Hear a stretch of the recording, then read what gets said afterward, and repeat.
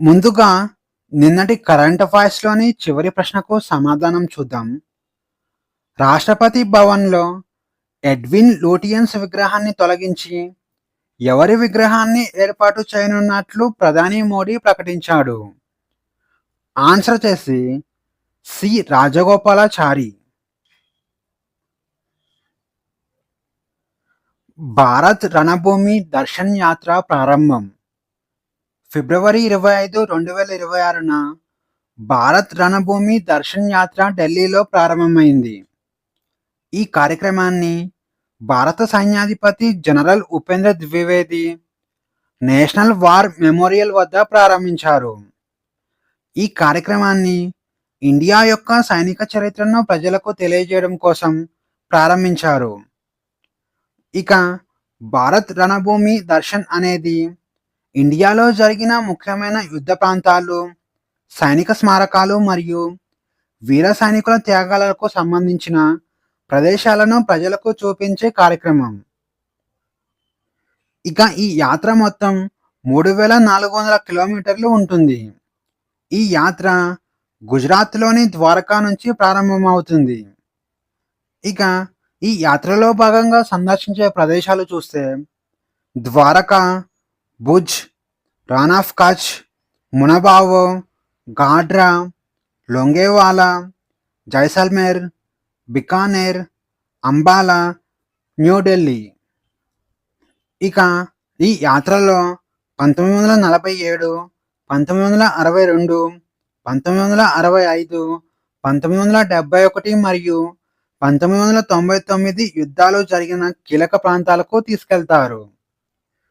ఇక యుద్ధంలో పాల్గొన్న మాజీ సైనికుల ద్వారా లేదా ఆడియో విజువల్ గైడ్స్ ద్వారా యుద్ధం జరిగిన తీరును వివరిస్తారు. ఇక ఈ కార్యక్రమం యొక్క ఉద్దేశం చూస్తే సరిహద్దులో సైనికులు ఎదుర్కొనే సవాళ్లను చూపిస్తూ యువతలో స్ఫూర్తిని నింపడం ఈ కార్యక్రమం యొక్క ప్రధాన ఉద్దేశం.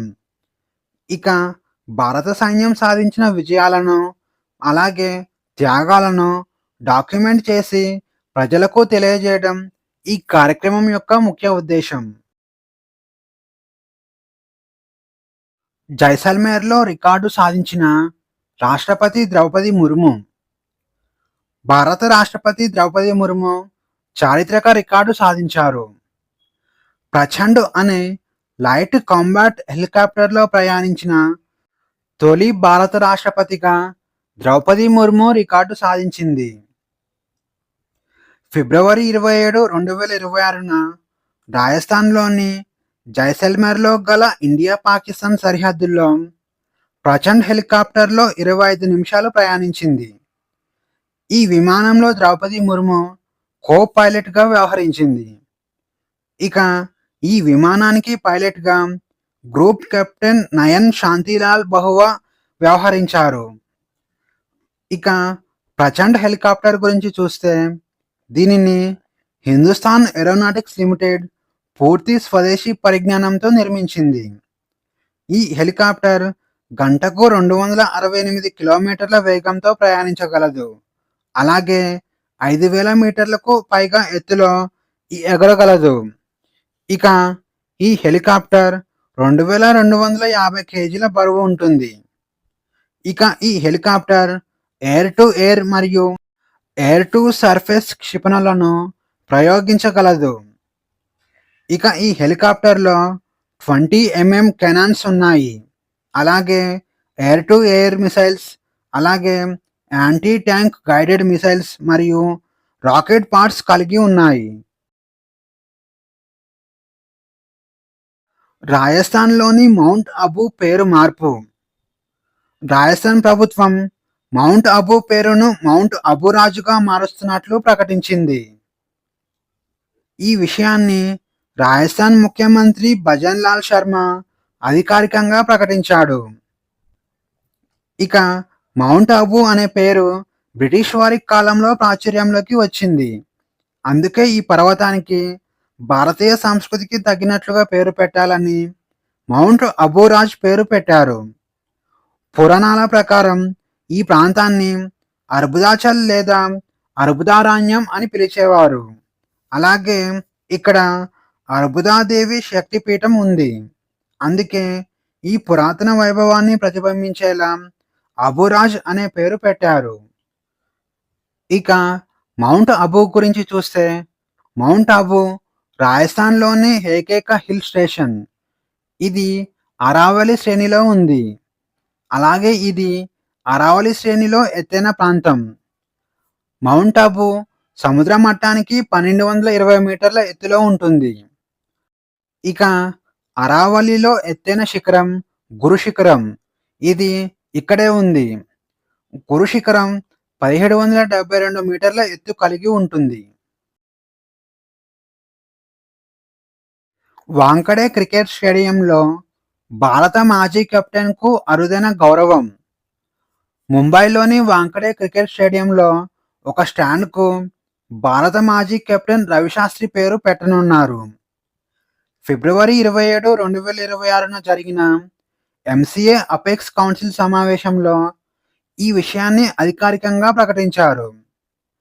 స్టేడియంలోని ప్రెస్ బాక్స్ కింద ఉన్న లెవెల్ 1 స్టాండ్‌కు రవిశాస్త్రి పేరు పెట్టనున్నారు. ఇక ఈ స్టేడియంలోని 3 గేట్లకు భారత దిగ్గజ క్రికెటర్లైన దిలీప్ సర్దేశాయ్, అలాగే ఏక్నాథ్ సోల్కర్ మరియు డయానా ఎడుల్జీ పేరు పెట్టనున్నారు. స్టేడియంలోని 3వ గేటుకు దిలీప్ సర్దేశాయ్ పేరు పెట్టనున్నారు. దిలీప్ సర్దేశాయ్ ఇండియా తరపున 30 టెస్టు మ్యాచ్లు, 179 ఫస్ట్ క్లాస్ మ్యాచ్లు ఆడారు. ఇక స్టేడియంలోని 5వ గేట్‌కు డయానా ఎడుల్జీ పేరు పెట్టారు. ఈమె ఇండియా తరపున 20 టెస్టు మ్యాచ్లు, 34 వన్డే మ్యాచ్లు ఆడింది. ఇక స్టేడియంలోని 6వ గేట్‌కు ఏక్నాథ్ సోల్కర్ పేరు పెట్టారు. ఏక్నాథ్ సోల్కర్ ఇండియా తరపున 27 టెస్టు మ్యాచ్లు, అలాగే 7 వన్డే మ్యాచ్లు ఆడారు. ఎక్సర్సైజ్ వాయుశక్తి 2026 ఎక్సర్సైజ్ వాయుశక్తి 2026ను ఫిబ్రవరి 27, 2026న ప్రారంభించారు. ఈ ఎక్సర్సైజ్‌ను రాజస్థాన్‌లోని జైసల్మేర్‌లో గల పోఖ్రాన్ ఎయిర్ టు గ్రౌండ్ రేంజ్‌లో నిర్వహించారు. ఈ కార్యక్రమానికి భారత రాష్ట్రపతి ద్రౌపది ముర్ము మరియు రక్షణ మంత్రి రాజ్నాథ్ సింగ్ ముఖ్య అతిథిగా హాజరయ్యారు. ఇక ఈ ఎక్సర్సైజ్‌లో 130 కంటే ఎక్కువ విమానాలు, హెలికాప్టర్లు మరియు డ్రోన్లు పాల్గొన్నాయి. ఇక ఈ ఎక్సర్సైజ్ వాయుశక్తి యొక్క నినాదం అచుక్, అభేద్య ఔర్ సతీక్. ఇక ఎక్సర్సైజ్ వాయుశక్తి యొక్క లక్ష్యాలు చూస్తే, వైమానిక దాడి సామర్థ్యాన్ని పరీక్షించడం, కొత్త ఆయుధాలు మరియు టెక్నాలజీని ప్రదర్శించడం, అలాగే పైలట్ల యుద్ధ నైపుణ్యాలను మెరుగుపరచడం, అలాగే శత్రువులపై వైమానిక దాడి వ్యూహాలను పరీక్షించడం. ఇక ఈ ఎక్సర్సైజ్‌లో Sukhoi 30 MKI, Dassault Rafale, Mirage 2000, Tejas వంటి యుద్ధ విమానాలు పాల్గొన్నాయి. ఇక ఈ ఎక్సర్సైజ్‌లో air to air missiles, air to ground missiles, precision ground బాంబ్స్‌ను ప్రయోగించారు. 2025 సంవత్సరంలో ఎయిర్‌పోర్ట్ సర్వీస్ క్వాలిటీ ఉత్తమ అరైవల్ అవార్డు అందుకున్న భారతీయ విమానాశ్రయం. మంగళూరు ఇంటర్నేషనల్ ఎయిర్‌పోర్ట్ 2025 సంవత్సరంలో ఎయిర్‌పోర్ట్ సర్వీస్ క్వాలిటీ ఉత్తమ అరైవల్ అవార్డును అందుకుంది. ఇక ఈ అవార్డును ఎయిర్‌పోర్ట్ కౌన్సిల్స్ ఇంటర్నేషనల్ అందిస్తుంది. ఇక మంగళూరు ఇంటర్నేషనల్ ఎయిర్‌పోర్ట్ వరుసగా 2వ సంవత్సరం ఈ అవార్డును అందుకుంది. వేగవంతమైన అరైవల్ ప్రక్రియ, మెరుగైన మౌలిక సదుపాయాలు, డిజిటల్ టెక్నాలజీ మరియు సిబ్బంది ప్రవర్తన వంటి అంశాలలో మెరుగైన ప్రదర్శన చేసినందుకు గాను ఈ అవార్డు లభించింది. ఇక మంగళూరు ఇంటర్నేషనల్ ఎయిర్‌పోర్ట్‌ను అదానీ ఎయిర్‌పోర్ట్స్ నిర్వహిస్తుంది. గిన్నిస్ ప్రపంచ రికార్డు నమోదు చేసిన వారణాసి. మెగా ప్లాంటేషన్ కార్యక్రమంలో వారణాసి నగరం గిన్నిస్ ప్రపంచ రికార్డు నమోదు చేసింది. వారణాసి మున్సిపల్ కార్పొరేషన్ ఒకే గంటలో అత్యధికంగా మొక్కలు నాటి గిన్నిస్ ప్రపంచ రికార్డు నమోదు చేసింది. ఈ రికార్డు మార్చి 1, 2026న నమోదైంది. ఇక ఒకే గంటలో అత్యధికంగా 2,51,446 మొక్కలు నాటి చైనా పేరు మీద ఉన్న 8 సంవత్సరాల రికార్డును బద్దలు కొట్టింది.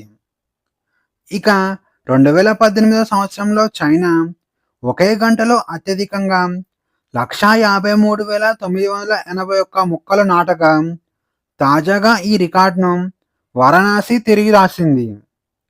దీనికోసం 2 లక్షల మంది కంటే ఎక్కువ మంది ఈ కార్యక్రమంలో పాల్గొన్నారు.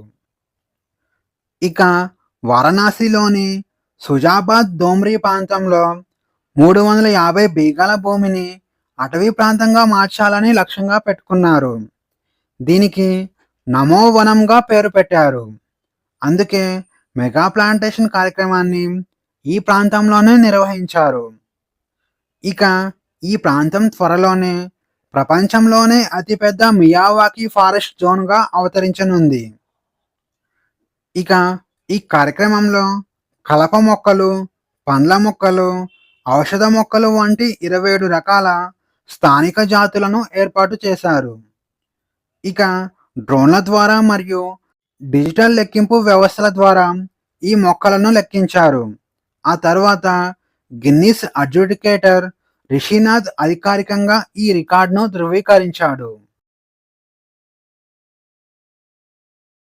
నావికాదళ ప్రధాన కార్యాలయంలో డైరెక్టర్ జనరల్ నియామకం. నావికాదళ ప్రధాన కార్యాలయం ఢిల్లీలో ఉంది. నావికాదళంలోని ప్రధాన కార్యాలయంలో ఆయుధ విభాగానికి డైరెక్టర్ జనరల్గా బిపి సింగ్ నియమితులయ్యారు. ఇతను మార్చి 1, 2026న ఈ బాధ్యతలు చేపట్టనున్నాడు. ఇక ఫిబ్రవరి 28, 2026న పదవీ విరమణ చేసిన శ్రీ దివాకర్ జయంత్ స్థానంలో బిపి సింగ్ నియమితులయ్యారు. ఇక యుద్ధ నౌకలు, సబ్మెరైన్లు మరియు విమానాలలో ఉండే అన్ని ఆయుధ వ్యవస్థలకు బిపి సింగ్ బాధ్యత వహించనున్నాడు. ఇక బిపి సింగ్ భారతీయ నేవీ ఆర్మమెంట్ సర్వీస్కు చెందిన 1994వ బ్యాచ్ అధికారి. ఇతనికి నౌకాదళంలో 35 సంవత్సరాలకు పైగా అనుభవం ఉంది. ఇక ఈరోజు క్వశ్చన్స్ వచ్చేసి ఎక్సర్సైజ్ ధర్మా గార్డియన్ 2026 ఏ దేశాల మధ్య జరిగింది? ఏ ఇండియా మరియు నేపాల్, బి ఇండియా మరియు అమెరికా, సి ఇండియా మరియు ఇండోనేషియా, డి ఇండియా మరియు జపాన్. ఆన్సర్ వచ్చేసి ఆప్షన్ డి ఇండియా మరియు జపాన్. ఇటీవల వార్తల్లో కనిపించిన మౌంట్ అకాన్కాగువా పర్వతం ఏ దేశంలో ఉంది? A Argentina, B Brazil, C China, D Denmark. Answer వచ్చేసి ఆప్షన్ ఏ అర్జెంటీనా. ఇటీవల ప్రధాని మోడీ ఏ దేశం నుంచి స్పీకర్ ఆఫ్ ది సెన్సెట్ మెడల్ను గెలుచుకున్నాడు? A Thailand, B Japan, C Israel, D Russia. Answer వచ్చేసి ఆప్షన్ సి ఇజ్రాయిల్. ఇటీవల రైల్ పార్సల్ యాప్ను ప్రారంభించిన సౌత్ సెంట్రల్ రైల్వే యొక్క ప్రధాన కార్యాలయం ఏ నగరంలో ఉంది? A Ahmedabad, B Bengaluru, C Chennai, D Hyderabad. Answer వచ్చేసి ఆప్షన్ డి హైదరాబాద్. ఫిబ్రవరి 25, 2026న ఏ 2 దేశాల మధ్య అటవీ ఒప్పందం జరిగింది? ఏ ఇండియా మరియు నేపాల్, బి ఇండియా మరియు బంగ్లాదేశ్, సి ఇండియా మరియు శ్రీలంక, డి ఇండియా మరియు మయన్మార్. ఆన్సర్ వచ్చేసి ఆప్షన్ ఏ ఇండియా మరియు నేపాల్. మూడవ బౌద్ధ మండలి ఎవరి పరిపాలనలో నిర్వహించబడింది? ఏ అజాతశత్రు, బి అశోకుడు, సి కాలశోకుడు, డి కనిష్కుడు. ఆన్సర్ వచ్చేసి ఆప్షన్ బి అశోకుడు. మూడవ బౌద్ధ మండలి అశోకుడి పరిపాలనలో నిర్వహించబడింది. దీనిని పాటలీపుత్రంలో నిర్వహించారు. ఇక ఈ బౌద్ధ మండలికి మొగలిపుత్త తిస్స అధ్యక్షుడిగా వహించాడు. అశోకుడు ఏ శిలాశాసనంలో ప్రతి మానవుడు నా బిడ్డ అని పేర్కొన్నాడు? ఏ 5వ ప్రధాన శిలాశాసనం, బి 4వ ప్రధాన శిలాశాసనం, సి 6వ ప్రధాన శిలాశాసనం, డి 7వ ప్రధాన శిలాశాసనం. ఆన్సర్ చేసి ఆప్షన్ ఏ 5వ ప్రధాన శిలాశాసనం. అశోకుడు 5వ ప్రధాన శిలాశాసనంలో ప్రతి మానవుడు నా బిడ్డ అని పేర్కొన్నాడు. ఇక ఈ శిలాశాసనం తన పాలన యొక్క 12వ సంవత్సరంలో మొదటిసారిగా ధమ్మ మహమ్మంతుడి నియామకాన్ని సూచిస్తుంది. కింది వాటిలో సరిపోలనది ఏది? ఏ మౌర్య సామ్రాజ్యం చంద్రగుప్త మౌర్య, బి శుంగ రాజవంశం పుష్యమిత్ర శుంగ, సి శాతవాహన రాజవంశం గౌతమిపుత్ర శాతకర్ణి, డి పైవన్ని. ఆన్సర్ చేసి ఆప్షన్ సి శాతవాహన రాజవంశం గౌతమిపుత్ర శాతకర్ణి అనేది తప్పు. పైన జాబితా రాజవంశాలు మరియు వాటి యొక్క స్థాపకుల గురించి తెలుపుతుంది. మౌర్య సామ్రాజ్యాన్ని చంద్రగుప్త మౌర్య స్థాపించాడు. శుంగ రాజవంశాన్ని పుష్యమిత్ర శుంగ స్థాపించాడు. ఇక శాతవాహన రాజవంశాన్ని స్థాపించింది సిముకుడు, గౌతమిపుత్ర శాతకర్ణి కాదు. కింది వారిలో ఎవరు మార్తాండ సూర్య ఆలయాన్ని నిర్మించారు? A Durlabhaka, B Durlabhaka Vardhan, C Avanti Varman, D Lalitaditya Muktapida. Answer చేసి ఆప్షన్ డి లలితాదిత్య ముక్తాపీడ. లలితాదిత్య ముక్తాపీడ మార్తాండ సూర్య ఆలయాన్ని నిర్మించాడు. ఇతను కార్కోటక రాజవంశానికి చెందినవాడు. ఇక ఈ ఆలయాన్ని 8వ శతాబ్దంలో నిర్మించగా 15వ శతాబ్దంలో సికిందర్ ఋషి ఖాన్ ధ్వంసం చేశాడు. కింది వాటిలో ఏ పంట గురించి వేదకాలంలో ప్రజలకు తెలియదు? ఏ బార్లీ, బి గోధుమ, సి పొగాకు, డి వరి. ఆన్సర్ చేసి ఆప్షన్ సి పొగాకు. వేదకాలంలో ముఖ్యమైన పంటలు బార్లీ, గోధుమ, వరి. ఇక వారికి పొగాకు గురించి తెలియదు. ఇక పోర్చుగీసు వారు ఇండియాలో పొగాకును ప్రవేశపెట్టారు. Question of the day. ప్రపంచంలోనే అతిపెద్ద సెమీకండక్టర్ క్లీన్ రూమ్ను ఇండియాలో ఏ రాష్ట్రంలో ఏర్పాటు చేశారు? ఈ ప్రశ్నకు సమాధానం తెలిస్తే కామెంట్లో తెలియజేయండి. ఇక ఈ వీడియోలోని కంటెంట్ మీకు నచ్చినట్లయితే లైక్ చేయండి, షేర్ చేయండి, అలాగే సబ్స్క్రైబ్ చేసుకోవడం మర్చిపోకండి. Thank you.